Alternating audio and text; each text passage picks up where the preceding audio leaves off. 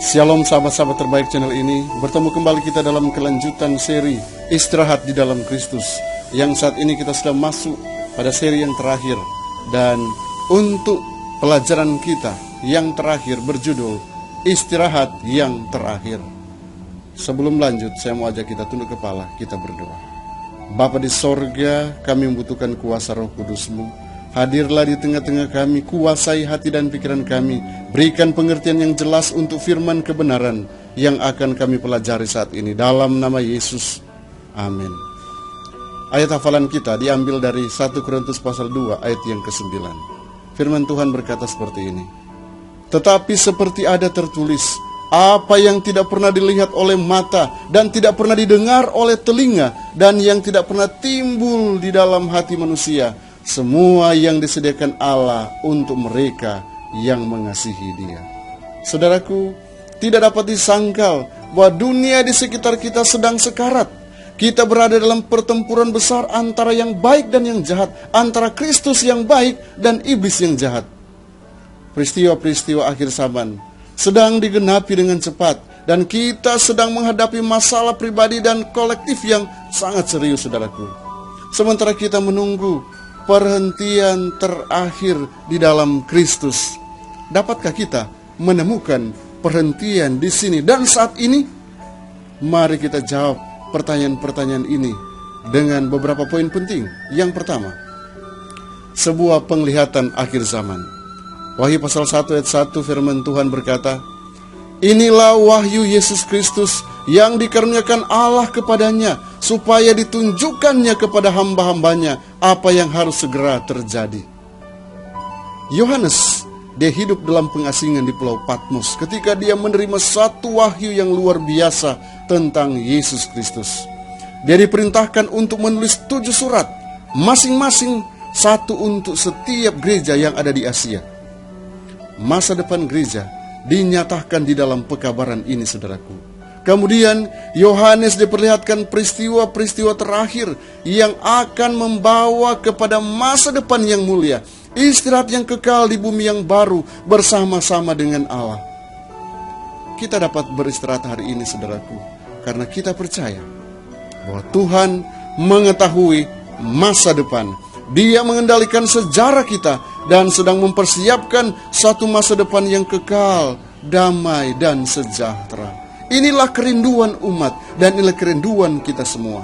Mari kita respons dengan selalu meyakini bahwa Tuhan sudah mempersiapkan istirahat yang indah, di mana kita akan bersama-sama dengan saudara kita yang setia, yang tetap mempertahankan kebenaran sampai Yesus datang. Poin selanjutnya yaitu hitung mundur. Matius pasal 24 ayat yang ke-8 firman Tuhan berkata, akan tetapi semuanya itu barulah permulaan penderitaan menjelang zaman baru. Dalam Matius pasal 24, Yesus memperkenalkan garis besar peristiwa-peristiwa yang akan terjadi sebelum kedatangan yang kedua kali. Ini adalah skenario realistis, saudaraku, yang penuh dengan masalah dan kesusahan, yang mengarah pada akhir yang sungguh luar biasa. Di satu sisi, dunia diguncang oleh beberapa bencana. Di sisi lain, mereka yang tetap setia kepada Tuhan dicemooh dan dianiaya oleh mereka yang tidak mengasihi Dia, namun mereka tetap bertahan. Yesus ingin agar kita percaya dan kita beristirahat dalam kasih-Nya. Bahkan jika dunia ini yang ada di sekitar kita sekalipun harus runtuh, kita tetap percaya bahwa ketika kita beristirahat dalam Tuhan, akan ada sukacita yang akan kita peroleh. Dia pasti akan kembali untuk saya dan saudara. Kedatangannya tidak disangka-sangka dan nyata. Nah, boleh buka dalam Matius pasal 24 ayat 27, Matius pasal 24 ayat yang ke-30 sampai 31, bahkan ayat yang ke-36 sampai ayat yang ke-39 mencatat semua hal itu. Kita harus bersandar pada janji Yesus dan kita harus bertekun sampai akhir, sampai Dia datang kedua kali. Poin selanjutnya itu siap melaksanakan instruksi. Wahyu 14 ayat yang ke-7. Takutlah akan Allah dan muliakanlah Dia, karena telah tiba saat penghakimannya, dan sembahlah Dia yang telah menjadikan langit dan bumi dan laut dan semua mata air. Saudaraku, istirahat di dalam Kristus bukanlah penantian yang sia-sia. Kita telah dipanggil untuk menyatakan Injil kepada dunia, memberitahukan tentang penghakiman, dan mendorong semua orang untuk menyembah Sang Pencipta itu. Kita dapat menemukan istirahat di dalam Tuhan saat kita bekerja dengan setia baginya. Sebaliknya, mereka yang bekerja untuk musuh, siang malam mereka tidak henti-hentinya disiksa, saudaraku.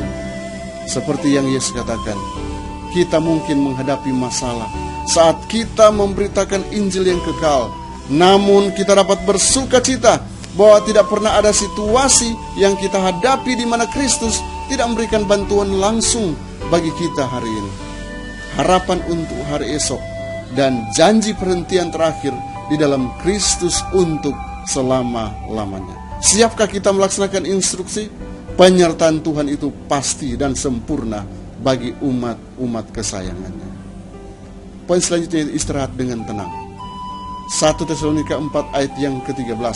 Selanjutnya kami tidak mau, saudara-saudara, bahwa kamu tidak mengetahui tentang mereka yang meninggal, supaya kamu jangan berduka cita seperti orang-orang lain yang tidak mempunyai pengharapan. Apa yang terjadi pada mereka yang meninggal, saudaraku? Apakah mereka sudah menikmati perhentian terakhir yang Tuhan janjikan? Alkitab menampilkan kematian sebagai tidur, saudaraku. Tidak diragukan lagi. Kematian adalah semacam istirahat. Makanya dalam Wahyu pasal 14 ayat 13, berbahagialah orang-orang yang mati dalam Tuhan sejak sekarang ini, supaya mereka boleh beristirahat dari jerih lelah mereka. Namun itu bukan perhentian kekal, saudara. Ekspresi RIP, rest in peace, atau istirahat dalam damai, terukir di banyak batu nisan, saudara. Orang-orang percaya yang meninggal sekarang sedang beristirahat dengan harapan bahwa satu hari kelak nanti mereka akan dibangunkan oleh Tuhan. Dan inilah harapan kita bagi mungkin orang-orang yang sudah mendahului kita. Poin selanjutnya itu bersukacita senantiasa dalam Tuhan. Filipi 4 ayat 4, bersukacitalah senantiasa dalam Tuhan. Sekali lagi kukatakan, bersukacitalah. Bayangkan, saudaraku, ketika Anda memulaikan perjalanan di tempat yang baru, yang belum pernah Anda kunjungi sebelumnya. Anda tidak memiliki petunjuk rute, peta fisik, atau GPS, atau smartphone. Apakah itu akan menjadi satu perjalanan yang santai? Atau apakah Anda akan merasa gelisah sampai pada akhirnya Anda mencapai tujuan itu? Untungnya, saudaraku, Tuhan telah memberi kita peta sederhana dan instruksi yang akurat, sehingga kita dapat mencapai tujuan yang telah Dia persiapkan. Peristirahatan terakhir bersama-sama dengan Dia selama-lamanya.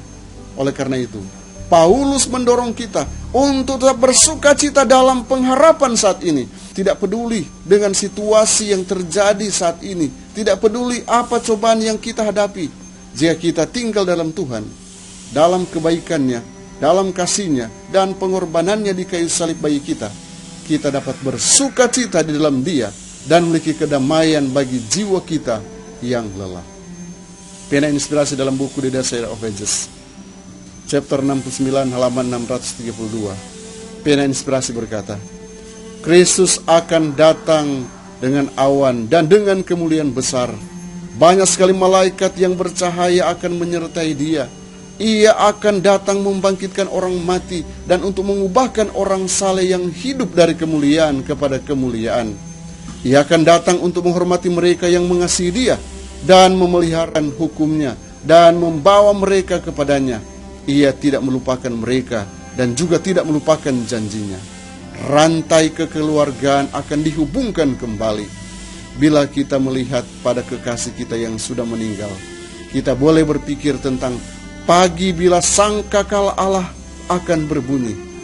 Tidak lama kemudian kita akan melihat Raja dalam kemuliaannya. Tidak lama kemudian Ia akan menghapuskan segala air mata dari mata kita. Dan tidak lama kemudian Ia akan mendirikan kita dengan tak bernoda dan penuh kegembiraan di hadapan kemuliaan-Nya. Inilah kerinduan kita, karena inilah the ultimate rest yang kita harapkan. Tatkala kita berada di sorga kekal selama-lamanya, meninggalkan semua kejenuhan hidup, meninggalkan semua kepenatan hidup di dunia ini, kita akan beristirahat di sorga. Karena itu, sejak saat ini, mari kita tetap setia, kita menjaga iman kita, dan terus bersuka cita di dalam Tuhan, di dalam menantikan kedatangan yang kedua kali. Kiranya Tuhan Yesus memberkati kita hari ini. Mari kita berdoa. Kasih karunia-Mu dan damai sejahtera-Mu nyata bagi kami. Kami boleh memperdalam kebenaran firman-Mu. Dan terima kasih untuk istirahat yang sungguh luar biasa yang dijanjikan di tanah permai, sorga yang mulia, yang Engkau janjikan bagi setiap orang yang percaya, yang tetap mempertahankan kebenaran sampai hari Maranatha.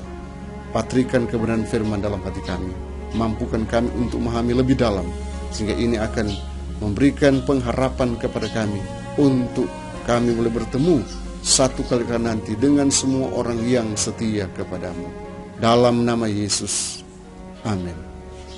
Tuhan Yesus memberkati kita semua. Shalom.